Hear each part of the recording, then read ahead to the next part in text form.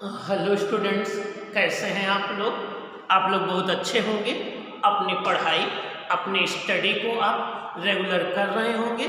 आप अपने मंजिल, अपने लक्ष्य की तरफ लगातार आगे बढ़ रहे होंगे। स्टूडेंट्स, इसके पहले हम लोगों ने इलेक्ट्रिक फील्ड स्टडी किया था कि इलेक्ट्रिक फील्ड क्या है, इलेक्ट्रिक फील्ड को कैसे डिफाइन करें, एक पॉइंट चार्ज की इलेक्ट्रिक फील्ड कैसे कैलकुलेट करें और उसके डायरेक्शन कैसे डिसाइड करें, ये डिस्कशन हम लोगों ने किया था। फिर हम लोगों ने प्रिंसिपल ऑफ सुपरपोजिशन स्टडी किया था। अब हम इस टॉपिक में पढ़ेंगे कि चार्ज का डिस्ट्रीब्यूशन क्या होता है, चार्ज को डिस्ट्रीब्यूट कैसे करते हैं, कितने टाइप का चार्ज डिस्ट्रीब्यूशन होता है। तो आइए आज हम चार्ज डिस्ट्रीब्यूशन की बात करते हैं।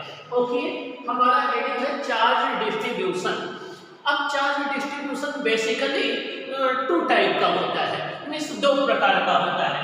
पहले को बोलते हैं डिस्क्रीट डिस्ट्रीब्यूशन या डिसकंटीन्यूअस डिस्ट्रीब्यूशन। मीन्स फर्स्ट जो डिस्ट्रीब्यूशन होता है इसको बोलते हैं डिस्क्रीट डिस्ट्रीब्यूशन या डिसकंटीन्यूअस डिस्ट्रीब्यूशन ऑफ चार्ज।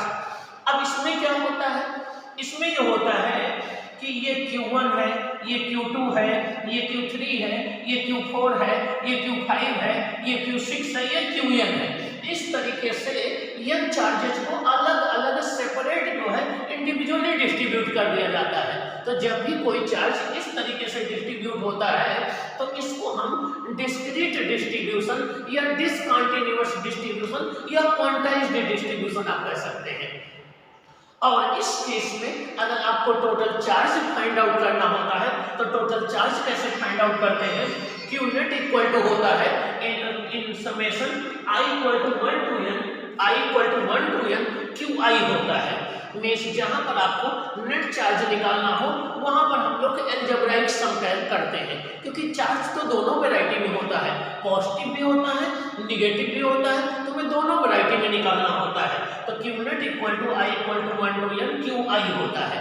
अब आइए देखें दूसरा डिस्ट्रीब्यूशन कौन सा है। दूसरा डिस्ट्रीब्यूशन हमारा होता है जिसको हम कंटीन्यूअस डिस्ट्रीब्यूशन ऑफ चार्ज बोलते हैं या रेगुलर डिस्ट्रीब्यूशन ऑफ चार्ज बोल सकते हो, जो जनरली रिजिड बॉडी के ऊपर होता है। किसके ऊपर होता है बच्चों? रिजिड बॉडी के ऊपर होता है। जोर से बोलो, रिजिड बॉडी के ऊपर होता है। समझ में आया?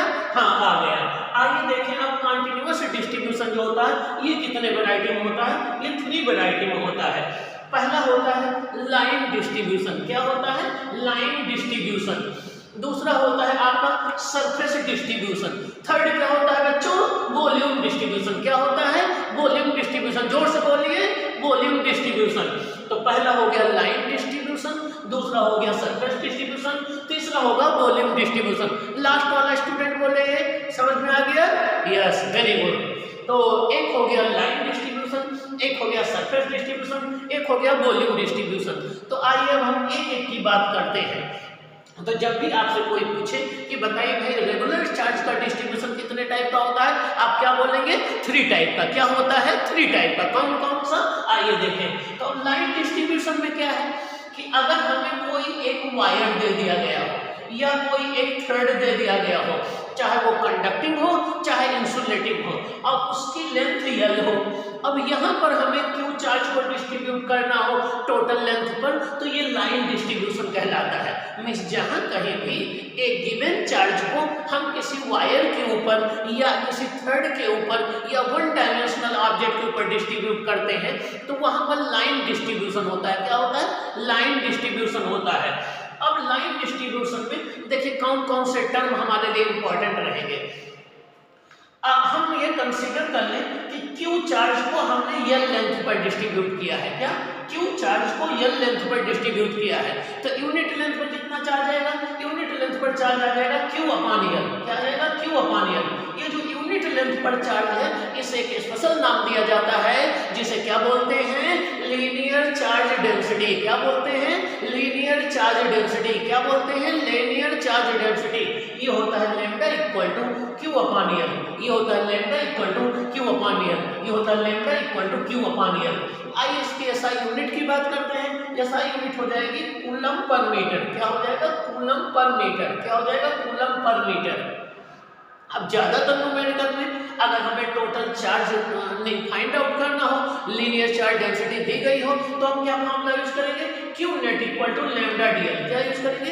Q net equal to lambda DL means total charge equal to lambda into DL के बराबर होगा। जहां डीएल क्या है? लेंथ है, लेमडा क्या है? चार्ज डेंसिटी है। तो यहां से क्यू क्या आ जाएगा? क्यू आ जाएगा इंटीग्रेशन लेमडा डीएल। क्या आ जाएगा? Integration lambda DL. यहाँ डीएल क्या है? लेंथ एलिमेंट है। डीएल क्या है? लेंथ एलिमेंट है। तो जहां कहीं भी कोई भी चार्ज किसी एक लाइन में डिस्ट्रीब्यूट हो या किसी वायर के ऊपर डिस्ट्रीब्यूट हो तो वहां पर टोटल चार्ज फाइंड आउट करने के लिए हम ये फॉर्मूला यूज करते हैं।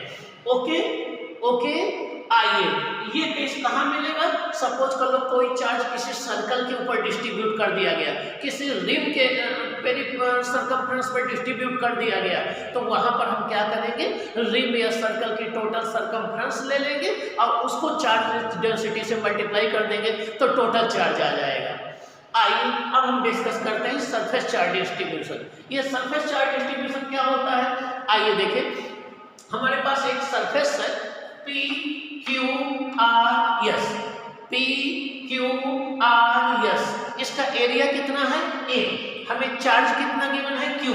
अगर ये जो क्यू चार्ज गिवन है इसको हम इस एरिया के ऊपर डिस्ट्रीब्यूट करना चाहें तो हम कहेंगे हम सरफेस चार्ज डिस्ट्रीब्यूशन कर रहे हैं। आपको पता होगा जब किसी कंडक्टर को हम चार्ज देते हैं तो वो सारा का सारा चार्ज उसके सरफेस पर आकर के यूनिफॉर्मली डिस्ट्रीब्यूट हो जाता है, तो हम कहते हैं वहाँ पर सरफेस चार्ज डिस्ट्रीब्यूशन है। क्या है? सरफेस चार्ज डिस्ट्रीब्यूशन है। तो जब भी कोई चार्ज किसी कंडक्टर को दिया जाता है तो टोटल का टोटल चार्ज जो है उसके सरफेस पर आकर के डिस्ट्रीब्यूट हो जाता है, जिसे हम surface distribution of the charge बोलते हैं। इसको किससे डिनोट करते हैं? सिग्मा से। तो आइए देखें, अब सिग्मा इक्वल टू क्या हो जाएगा? Q upon A. तो चार्ज पर यूनिट एरिया क्या कहलाता है? Surface charge density. Charge per unit area क्या कहलाता है? Surface charge density. ये हो जाएगा sigma equal to Q upon A. अगर इसके एसआई यूनिट की बात करेंगे तो कूलम पर मीटर स्क्वायर होगा। क्या होगा? कूलम पर मीटर स्क्वायर होगा। क्या होगा? कूलम पर मीटर स्क्वायर होगा। और अगर आपको सरफेस चार्ज डेंसिटी दी गई हो और एरिया गिवन हो, टोटल चार्ज फाइंड आउट करना हो, then what will you do? आप लोग क्या करेंगे? जोर से बताइए। आप उस केस में क्या करेंगे? Q equal to sigma into A करेंगे। क्या करेंगे? Q equal to sigma into A करेंगे। आइए टोटल चार्ज निकालना होगा तो कैसे निकालेंगे? Q equal to integration sigma into D A. Q equal to integration sigma into D A. तो यहाँ से क्या आ जाएगा? टोटल चार्ज आ जाएगा। अब ये सिचुएशन आएगी कहाँ जब हम फिजिक्स करेंगे? तो जहां पर आपको किसी कंडक्टिंग ऑब्जेक्ट को चार्ज देंगे तो हमें पता है कि कंडक्टर की ये प्रॉपर्टी होती है कि जब भी किसी कंडक्टर को चार्ज देते हैं तो उसके वॉल्यूम में नहीं रहता, वो सारा का सारा चार्ज आकर के उसके सरफेस पर डिस्ट्रीब्यूट हो जाता है। और अगर वो सिमेट्रिक कंडक्टर है तो यूनिफॉर्म डिस्ट्रीब्यूशन होगा, अगर वो एसिमेट्रिक कंडक्टर है तो नॉन यूनिफॉर्म डिस्ट्रीब्यूशन होगा। तो जहां कहीं भी किसी कंडक्टर को चार्ज देंगे तो वहां हमें सरफेस चार्ज डेंसिटी की जरूरत पड़ेगी, चाहे वो वॉल्यूम चार्ज डिस्ट्रीब्यूशन की बात करें, चाहे सिलिंड्रिकल कोई सरफेस हो, वहां पर हम सरफेस चार्ज डिस्ट्रीब्यूशन करेंगे। तो किसी कंडक्टिंग स्फीयर को जब हम चार्ज देंगे, किसी कंडक्टिंग ऑब्जेक्ट को कोई चार्ज देंगे तो वहां वो सरफेस डिस्ट्रीब्यूशन के रूप में जो है कैलकुलेट किया जाएगा। ओके, आइए अब थर्ड है हमारा वॉल्यूम चार्ज डिस्ट्रीब्यूशन। अब जहां कहीं भी कोई भी चार्ज जो गिवन है उसको एक 3 डायमेंशनल ऑब्जेक्ट के ऊपर डिस्ट्रीब्यूट किया जाता है तो वो वॉल्यूम चार्ज डिस्ट्रीब्यूशन कहलाता है। सपोज कर लो आपके पास चार्ज है, आपने किसी वाटरमेलन को चार्ज के ऊपर चार्ज दे दिया तो वो क्या है? वॉल्यूम चार्ज डिस्ट्रीब्यूशन होगा। एक नॉन कंडक्टिंग स्फीयर के ऊपर चार्ज को डिस्ट्रीब्यूट कर दिया तो वो वॉल्यूम चार्ज डिस्ट्रीब्यूशन होगा। तो जहां कहीं भी एक गिवन चार्ज को हम एक वॉल्यूम के ऊपर डिस्ट्रीब्यूट करते हैं तो वॉल्यूम चार्ज डिस्ट्रीब्यूशन कहलाता है।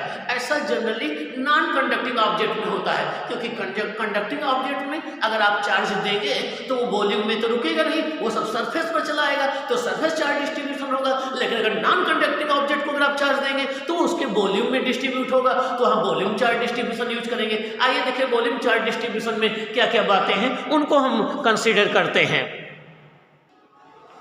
जहां पर गिवन चार्ज किसी वॉल्यूम में डिस्ट्रीब्यूट किया गया हो उसे हम वॉल्यूम चार्ज डिस्ट्रीब्यूशन कहते हैं। मीन्स अगर आपके पास एक क्यू चार्ज दिया गया है और उसको एक नॉन कंडक्टिंग स्फीयर को आप डिस्ट्रीब्यूट कर रहे हैं, तो नॉन कंडक्टिंग स्फीयर में तो हम हर एक पॉइंट पर चार्ज दे सकते हैं, वो चार्ज पूरे वॉल्यूम में डिस्ट्रीब्यूशन होगा। तो देखिए प्लस प्लस प्लस प्लस हमने पूरे वॉल्यूम में डिस्ट्रीब्यूट कर दिया है। इसकी रेडियस को कैपिटल आर मान लें, तो चार्ज हमने कितना डिस्ट्रीब्यूट किया है, क्यू। कितने वॉल्यूम में डिस्ट्रीब्यूट किया बच्चों, जोर से बोलो, 4/3 पाई आर क्यूब। लास्ट स्टूडेंट बोले, फर्स्ट स्टूडेंट बोले, समझ में आ गया, वेरी गुड, थैंक यू। तो कितने वॉल्यूम में डिस्ट्रीब्यूट किया है, 4/3 पाई आर क्यूब में। तो चार्ज डेंसिटी, अब यहाँ पर एक नया टर्म हम डिफाइन करेंगे जिसको कहेंगे वॉल्यूम चार्ज डेंसिटी। क्या कहेंगे, वॉल्यूम चार्ज डेंसिटी। किससे डिनोट करते हैं, रो से। रो इक्वल टू क्या होता है, Q/V। क्या होता है, रो इक्वल टू Q/V। ऐसा यूनिट क्या होती है, चार्ज की यूनिट हो गई कूलम, और वॉल्यूम को किसमें मेजर करते हैं, मीटर क्यूब में, तो कूलम पर मीटर क्यूब हो जाएगा। अगर टोटल चार्ज निकालना हो तो Q equal to rho dV हो जाएगा। अगर वो क्वांटिटीज डिस्ट्रीब्यूशन है तो Q equal to integration rho dV हो जाएगा, जहाँ dV क्या है, वॉल्यूम एलिमेंट है, dV क्या है, वॉल्यूम एलिमेंट है। तो इस तरीके से हम volume charge distribution find out कर सकते हैं। तो आपने देखा कि चार्ज का डिस्ट्रीब्यूशन 3 टाइप का होता है। एक लीनियर चार्ज डिस्ट्रीब्यूशन, वहां से लीनियर चार्ज डेंसिटी आती है। एक सरफेस चार्ज डिस्ट्रीब्यूशन, वहां से सरफेस चार्ज डेंसिटी आती है। वहां एक वॉल्यूम चार्ज डिस्ट्रीब्यूशन, जहां से वॉल्यूम चार्ज डेंसिटी रो आती है। तो लेम्डा सिग्मा रो, लेम्डा सिग्मा रो, इन तीनों का हम जो है मोस्टली यूज करेंगे, तो आपको इसको याद रखना है। अब नेक्स्ट क्लास में हम लोग डिस्कस करेंगे इसके आगे, इसके एप्लीकेशन के विषय में। तब तक के लिए आप खुश रहें, मस्त रहें और अपनी स्टडी को कंटिन्यू रखें। ओके।